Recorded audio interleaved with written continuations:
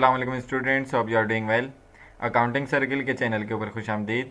Student, जैसे कि आपको मालूम है कि हमारा अकाउंटिंग फॉर मैन्युफैक्चरिंग कंसर्न का चैप्टर चल रहा था और आज के लेक्चर के अंदर हम प्रीवियस क्वेश्चन की तरह एक मिसिंग फिगर वाला क्वेश्चन लेकर आए हैं, लेकिन ये उससे थोड़ा सा डिफरेंट क्वेश्चन है जो कि ईयर 2015 रेगुलर क्वेश्चन 1 है। ठीक है जी, और वो था ईयर 2015 प्राइवेट का। सो वीडियो पूरी देखने से पहले मेरे चैनल को सब्सक्राइब करें और वीडियो को ज़्यादा से ज़्यादा शेयर करें। आपको क्वेश्चन में कह रहा है कि record of Muqeem and Babar shows the following information for 2015। Record में आपको कह रहा है कि आपने सेल्स किए 500 टीवी सेट, जो कि कितने के किए हैं, 10 लाख के। ठीक है जी। मटेरियल आपने उसके लिए परचेज किया था मैन्युफैक्चरिंग के लिए इस साल, यानी कि ड्यूरिंग द ईयर 3 लाख का। डायरेक्ट लेबर आपको मालूम नहीं है।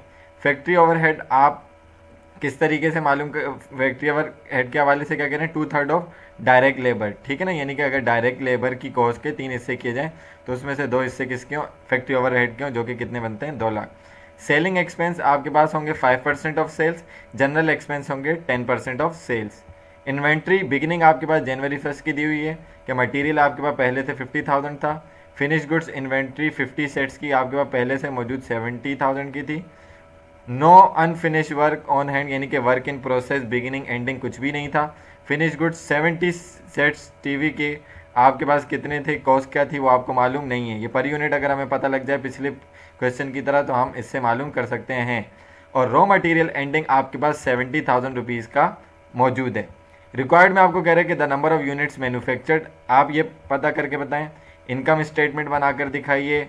यूनिट कॉस्ट ऑफ टीवी जो मैन्युफैक्चर्ड की है वो बताएं, per unit cost. Finish good inventory की कॉस्ट बताइए और ग्रॉस प्रॉफिट पर यूनिट जो सोल्ड हुआ है उसका भी आप बताइए। ठीक है जी, तो चलते हैं इसके सॉल्यूशन की तरफ और देखते हैं कि कैसे होगा।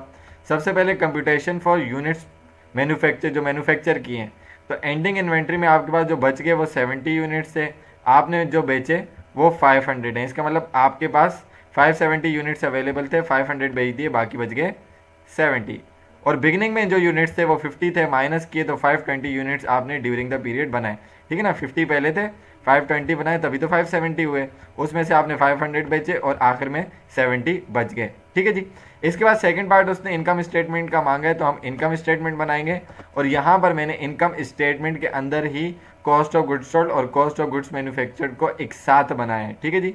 तो हमारे पास जो सेल्स थी वो गिवन थी 10 लाख की, लेस करवाते हैं cost of goods sold. Cost of goods sold में फिनिश गुड्स ओपनिंग आपके पास 70,000 गिवन थी और कॉस्ट ऑफ गुड्स मैन्युफैक्चर्ड, आम नॉर्मल बिजनेस में हम क्या बोलते हैं कि जो परचेजेज हैं, लेकिन ये मैन्युफैक्चरिंग कंसर्न है तो कॉस्ट ऑफ गुड्स मैन्युफैक्चर्ड हम इसमें करेंगे, जिसमें रॉ मटेरियल बिगिनिंग आपके पास गिवन था।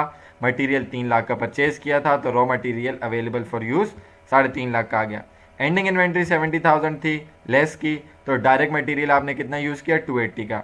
डायरेक्ट लेबर आपको मालूम नहीं थी, लेकिन फैक्ट्री ओवरहेड का कहा गया था कि फैक्ट्री ओवरहेड जो है वो डायरेक्ट लेबर का 2/3 है। इसका मतलब क्या हुआ कि मुझे टोटल मालूम करने के लिए अपने रेशो को रिवर्स करना पड़ेगा। ठीक है जी, तो मैंने रिवर्स किया, 2 लाख का 3 मल्टीप्लाई किया 6, तो ये डिवाइड किया 2 से, तो आपके पास डायरेक्ट लेबर कॉस्ट कितनी आएगी, 3 लाख। तो direct labour 3 lakh multiply by 2, 6 divided by 3, तो सॉरी 3 लाख मल्टीप्लाई बाई 2 6 हो जाएगा और 3 से करेंगे तो ये 2 आ जाएगा, सही ना।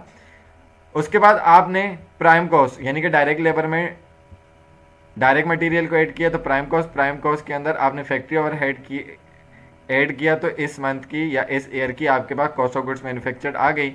इसको आपने ऐड करवाया, जो पहले से फिनिश गुड्स थे, तो आपके पास 850 के आ गया। मर्चेंडाइज अवेलेबल फॉर सेल, इतना माल मौजूद है बेचने के लिए।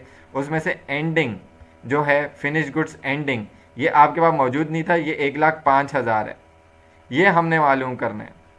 ठीक है जी, ये हमने मालूम करना है। अब मैं आपको लेकर चलता हूँ वापस पीछे।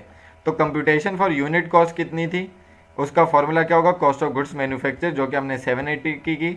नंबर ऑफ यूनिट्स जो है वो 520 किए थे, जो कि हमने यहाँ पर मालूम भी किए। ठीक है ना, हमने अपनी स्टेटमेंट को यहाँ पर बीच में अभी रोका हुआ है। तो यहाँ तक बनाने के बाद हम फिनिश गुड्स इन्वेंट्री की कॉस्ट जो है वो ऐसे कंप्यूट करेंगे कि पर यूनिट कॉस्ट आपके पास कितनी आ रही है, 1500, और फिनिश गुड्स एंडिंग के यूनिट्स तो 70 अवेलेबल थे, पर यूनिट नहीं मालूम था। तो अब फिनिश गुड्स एंडिंग इन्वेंट्री की कॉस्ट को मालूम करने के लिए फिनिश गुड्स एंडिंग के यूनिट्स को एवरेज यूनिट कॉस्ट यानी कि 1500 को 70 से मल्टीप्लाई करवाएंगे तो फिनिश गुड्स इन्वेंट्री 1,05,000 रुपये आ गई, जिसको हम यहाँ पर पुट करेंगे। ठीक है जी, 850 में से 105 माइनस किया तो 745 आ गया।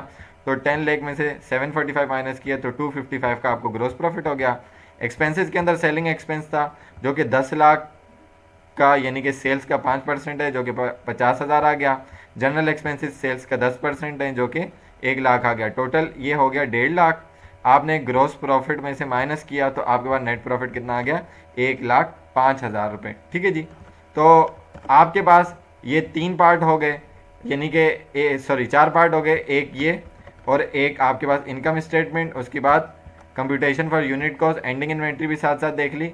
अब उसने मांगा था कि ग्रॉस प्रॉफिट पर यूनिट कितना हो रहा है, तो एक यूनिट जो सोल्ड किया उसके ऊपर ग्रॉस प्रॉफिट, तो नाम में ही फॉर्मूला छुपा है, यानी कि ग्रॉस प्रॉफिट किसके ऊपर, नंबर ऑफ यूनिट सोल्ड पे। तो ग्रॉस प्रॉफिट आपके पास 255 का हुआ, 500 यूनिट से आपने बेचे थे, तो इसका मतलब आपके पास जो आंसर आया वो ग्रॉस प्रॉफिट पर यूनिट कितना हो रहा है, 510 रुपये हो रहा है, यानी कि एक यूनिट आप बेच रहे हैं तो उसके ऊपर 510 रुपये का मुनाफा कमा रहे हैं। सो आई होप कि ये लेक्चर आपको अच्छे तरीके से समझ में आ चुका होगा। अगर इसके अंदर कोई कन्फ्यूजन होती है, कोई बात समझ में नहीं आती, तो आप कमेंट सेक्शन में क्वेश्चन करके पूछ सकते हैं।